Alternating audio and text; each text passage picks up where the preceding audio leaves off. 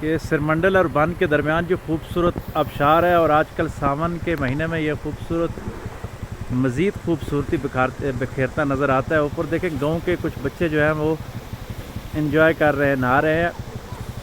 آپ جب بھی کوٹلی ستیاں آئیں تو ضرور اس علاقے کا وزٹ کریں۔ یہ بلاوڑا شریف دربار سے آگے کوئی 2-3 کلومیٹر آگے ہے، اور یہاں پہ ہماری خوشگوار حیرت یہ ہوئی کہ پریس کلب کوٹلی ستیاں کے نوید ستی صاحب سے ملاقات ہوگی۔ ان کے ویوز جانتے ہیں۔ جی نوید صاحب بتائیں آپ۔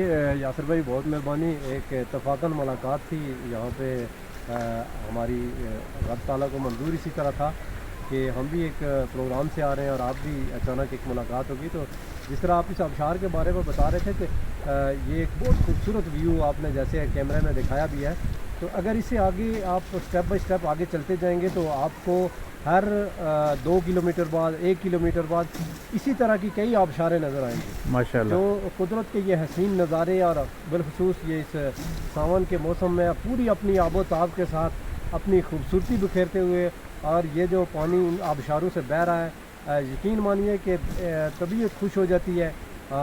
ہم بھی تمام ٹورسٹ کو اور لوگوں کو یہ دعوت دیتے ہیں کہ وہ اس علاقے میں آئیں ان دنوں میں، بالخصوص اگر اس علاقے کا وزٹ کریں تو دیکھنے والا ہے، ہمیں دعوت دیں گے۔